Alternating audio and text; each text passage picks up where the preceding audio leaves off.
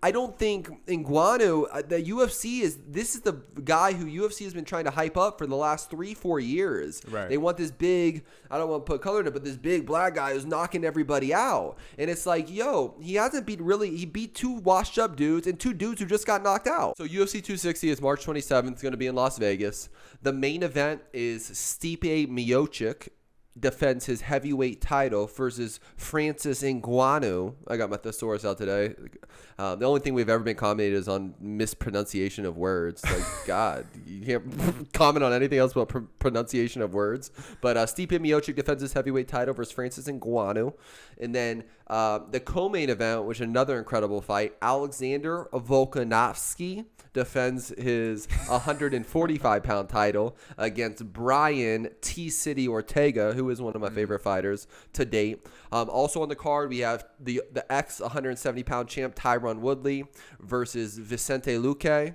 And the other main card fight is going to be Sugar Sean O'Malley, unless they make it the prelims finale. But no, I think they're going to put Sean O'Malley on the main card. Sugar Sean O'Malley versus Thomas Almeida.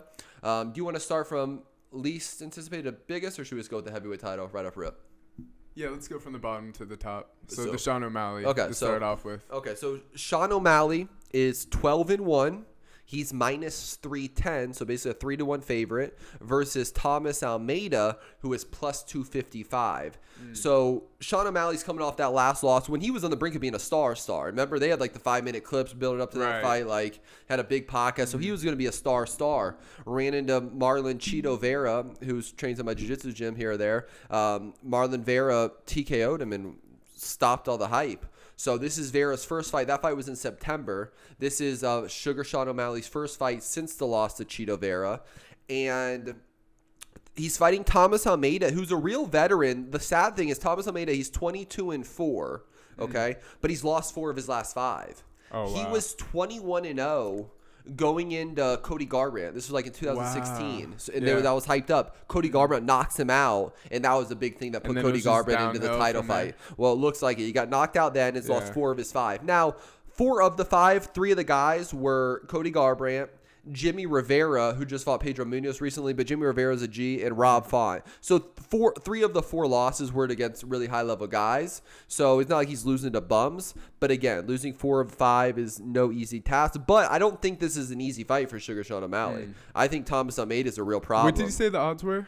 Thomas Almeida's plus 255. Sean O'Malley's minus 310. And even with losing 4 or 5, 22-4 is a good record. Yeah. Thomas Almeida's a G. Has high-level jiu-jitsu. He was at my that submission underground jiu-jitsu tournament, the last one, but he wasn't fighting, but he was there. So, but anyway, he's big in the jiu-jitsu community. But this is a good fight. If I had to pick it, I think Sean O'Malley needs a win, so I'm gonna go Sugar Sean O'Malley, second round TKO. Ooh, yeah. I'll go first round TKO. First round TKO. What happens if he loses his fight to him, though? It's bad. It's really bad, The thing is, he has a big fan following. He has... I like him. Like, everything I've watched on YouTube, he was on Theo Von's podcast, which I liked a lot. I think he has his own podcast. He does, yeah, with his the redhead kid. Yeah. He's like his coach. I watched a couple of his vlogs. He seems like a cool guy. Yeah. You know? I watched some of his vlogs, too, yeah. He has star potential. Wasn't there an injury with that last fight? Something with his ACL. He does that all the time. He acted like his knee was hurt, but yeah, I think his heart hurts. Does he eat meat? He's also one of the dudes who got busted for roids and says it was a pentagram and it wasn't blah, blah, blah. I find that hard to believe. So anyone, if you got busted for roids, you probably took roids. But what do I know? Maybe it just randomly got in your system for some reason. But I mean, yeah, I think he's a winner too. He could win this one and be right back into pretty close to stardom. Yeah. You know, he was talking about shit to Cody Garbrandt. That was a fight they were aiming up for. If Sean O'Malley won that last fight for Chito Vera, have him fight Marlon Vera. But anyway, we'll move on from that one. But that is going to be a fun fight. This card is stacked. Now that I look at this one might be better than this last one we just watched. Obviously, it's easier to say that now. But when I really look at this one, I might like this card better than this 259 card. I think I like the top 3 fights better. The Woodley, Vicente. So let's get into that one. So the next fight is Tyron Woodley versus Vicente Luque. Tyron Woodley is plus 225.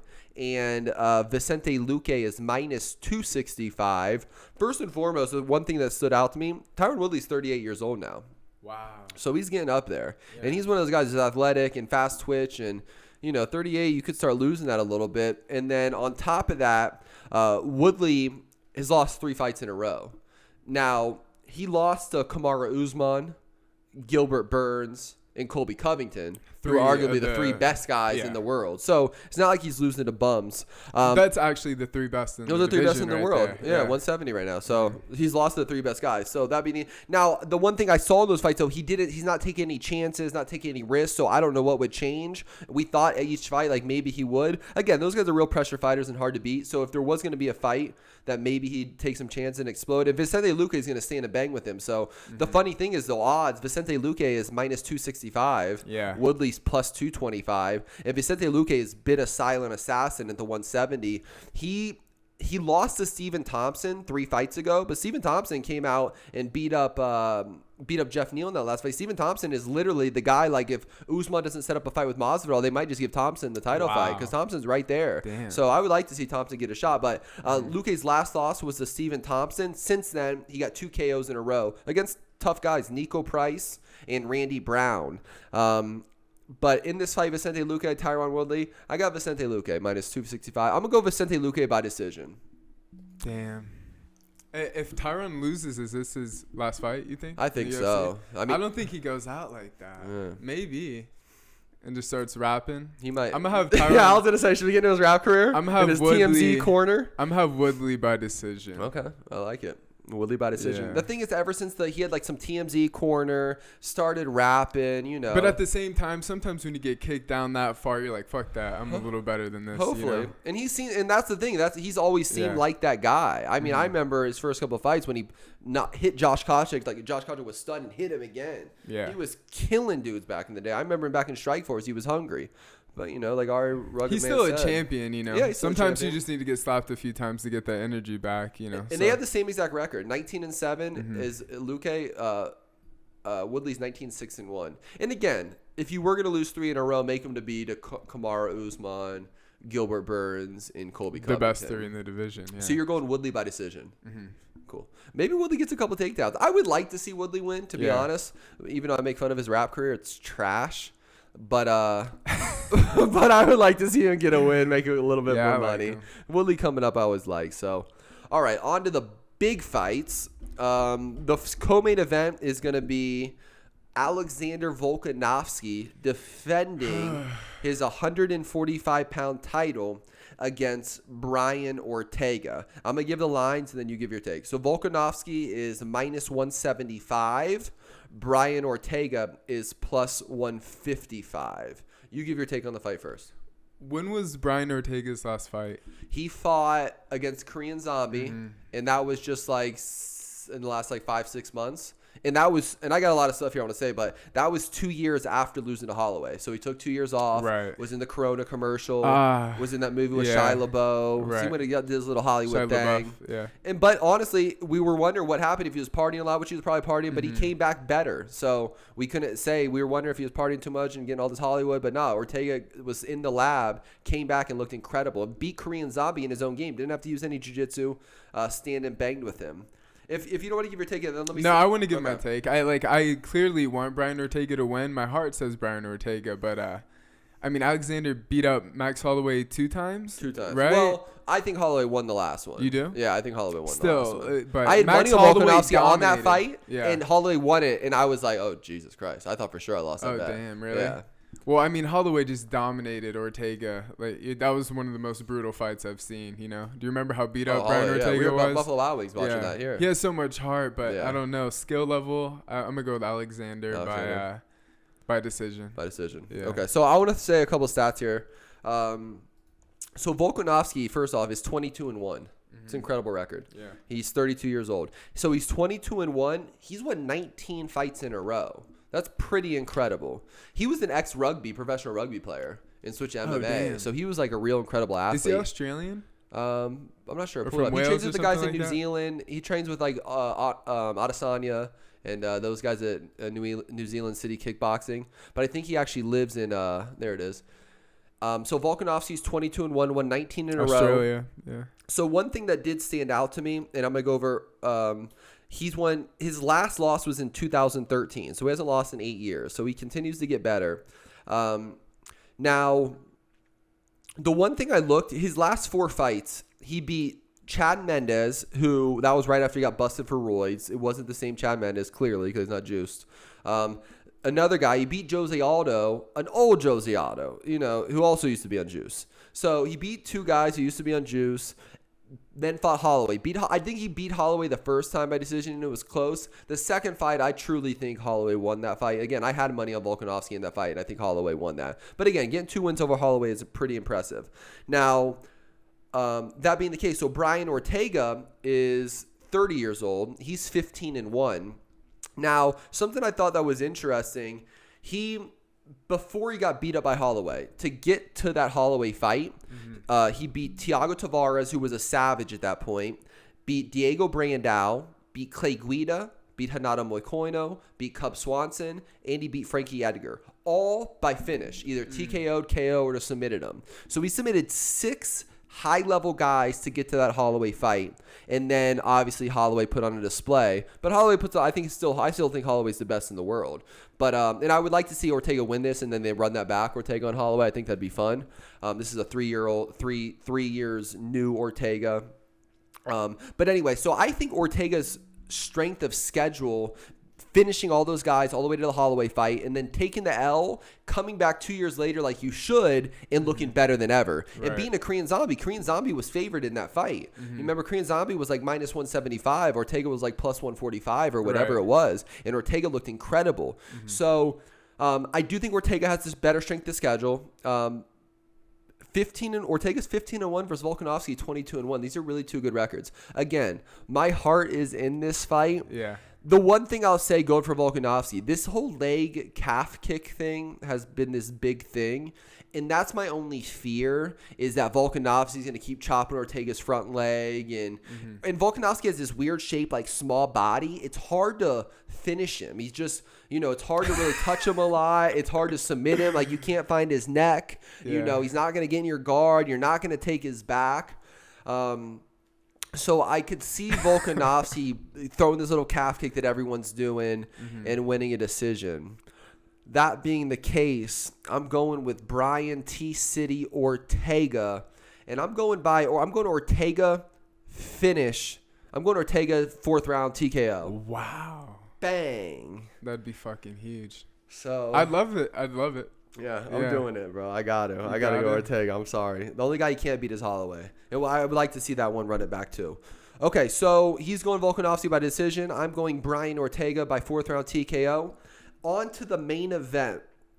It is the heavyweight champion of the world, the baddest man on the planet, Stipe Miocic, is defending his title versus Francis Ngannou. They have Francis Ngannou, the minus 135 favorite right now. Disrespectful. It's very disrespectful. Yeah. Miocic at plus 115. A couple little things here. Do you know who you're picking to win? Yeah. Yeah? Do you want to go out of the way and say it, or you want me to drop some of these stats? I've got Stipe. Stipe? By TKO. TKO? I like it. So 3rd round TKO. Yeah. I think he jabs him. He's moving around the first couple rounds. Wears him out for a couple rounds. Yeah. So first and foremost, Miocic is 20-3 overall. He's 8-1 in his last 9. His only loss was that first round TKO to Cormier when he knocked him out. But then he got both those back by beating Cormier 2 in a row. Right. The ironic thing, if you look up his record, it's Cormier the last 3. He's only fought Cormier the last 3 years. So, so he's fought Cormier, beat Cormier the last 2 times, and got knocked out by him that first time. Before that, he lost, and I have these written down, but he's pulling them up anyway. He beat Francis Ngannou by decision. This was in early 2018. So this was basically 3 years ago. And I remember that fight. He kept taking Francis down, wearing him out. Now, I wrote this down, and he has it pulled up now. Before that, and I don't think people look at Stipe as like this finishing guy, really. I think that I'm not too sure what the perspective is, but I know he's not like always a knockout artist. But if you look at before the Ngannou decision, he TKO'd Junior Dos Santos in 2017. He knocked out Alistair Overeem in 2016. He knocked out Fabricio Verdum in 2016, and he knocked out Andrei Arlovski in 2015. The reason I bring up the numbers, Arlovski in 2016, Mark Hunt in 2015. Those were all TKOs or KOs. The reason I bring that up is Dos Santos in 2017 was a lot better. Right. So was Overeem, so was Verdum, so was Arlovsky, so was Mark Hunt. So those are good knockouts against guys who are strikers 3, 4, 5, 6 years ago now. Yeah. Closer to their peak. Closer to their peak. Yeah. So those are good knockout wins. And then finishing Ngannou, who was kind of like this hype machine, knocking out everyone, took him down, and then went 2-1 against Cormier in the last 3. Now, the one thing I'll say on Francis Ngannou is since he lost to Miocic by decision, he actually lost the next fight after that, which people forget. He lost to Derek Lewis in a boring decision right after that. Oh, that was the worst fight. Worst fight ever. They didn't bang, and they gave it to Derek Lewis. So he lost to Miocic, then lost to Derek Lewis. Since then, he's got 4 KOs, TKOs in a row.